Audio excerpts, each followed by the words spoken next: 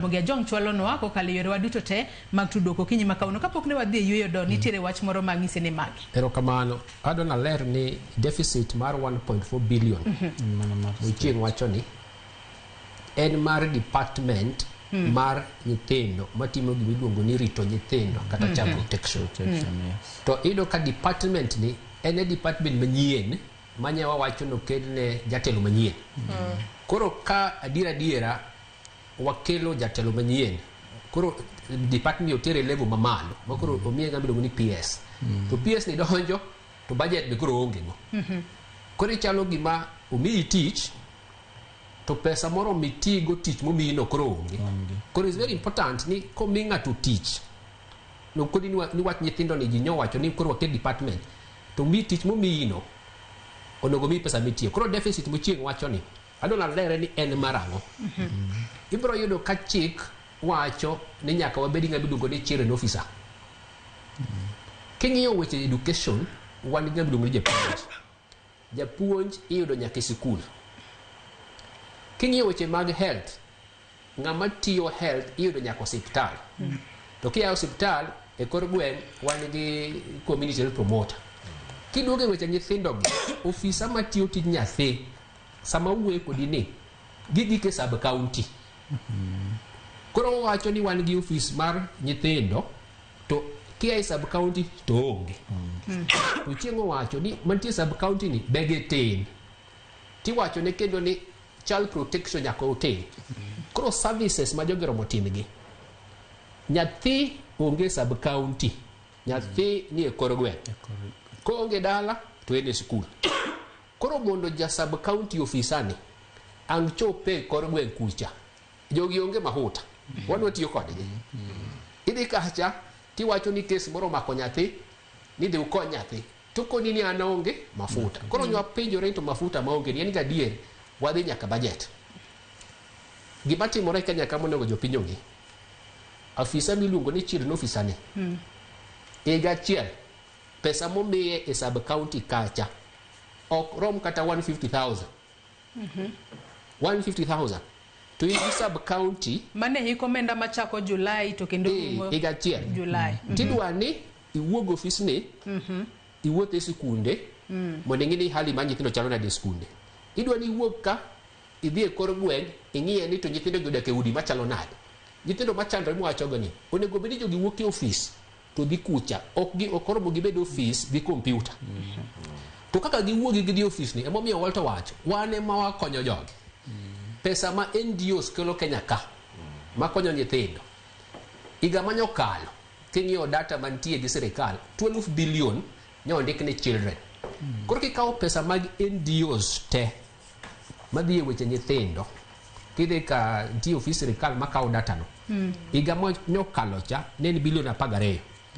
Koro pesa ma NGO kelo makonyo nyithindo ohingo pesa ma sirikal chiwo ne department ma nyithindo.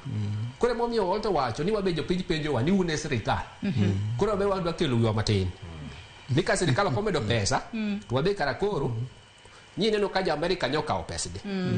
Pesa manya jo Amerika kelo kani okelo gap maduong' kabisa gik matiyo.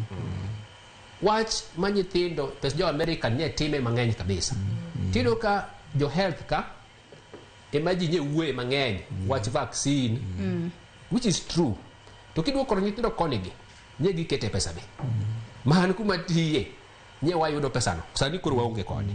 Walter gi jomodongo nyoji nye yude. Koro deficit mantie ni uchieng' wache 1.4 billion nikech mane ma ging'eyo kaka serikal. To wan kwa wacho deficit ma pesa jo Amerika nyoweyo. Pesa jo Amerika ni onge to serikal buko kete budget. Koro kawa mean well for nyithindo uchieng' wacho maber over 46% gi nyithindo.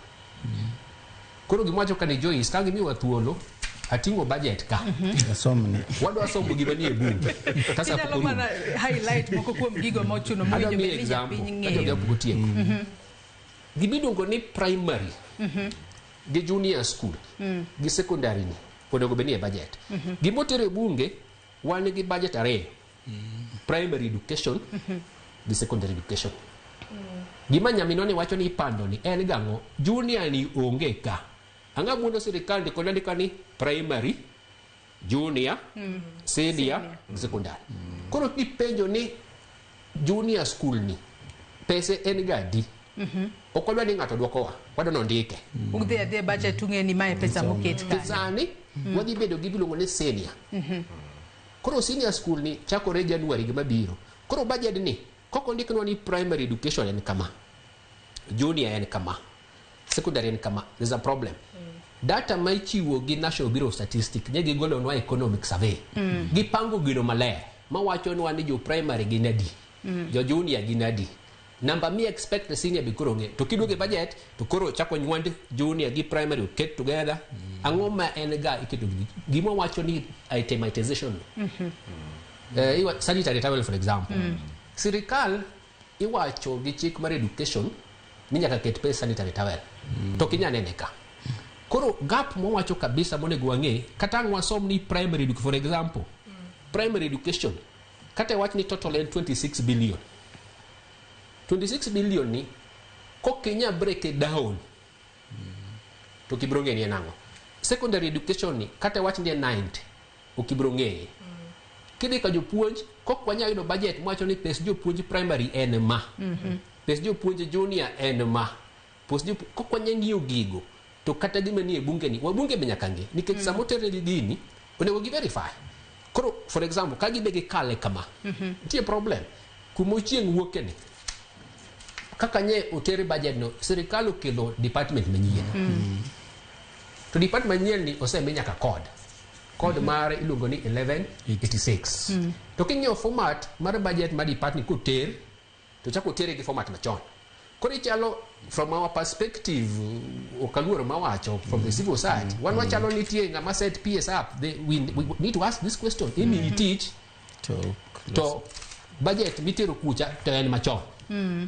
To nyo megi appointment ka budget pok nyotere bunge. Monego benisa mose mi appointment to koro gini pange maber. Koro wakwayo kama wantie ni bunge nyaka ng'e wachno malong'o. Nikech 1.4 billion mochieng' wacho ni ko onge to wach ni onge. To kinya yude to yude. Koko yude gima bro timore en kama. Ofisas mag nyithindo mowacho ni mondo dhi e kor gwenge ok bro dhi mafuta onge. Ka nyathi ohinyore midwa tim rescue no ok bro timore. NGO jo America nyoka opesgi. Wachalo joma wacho ni nyithindo jo chanda. Wewe gi kanyo.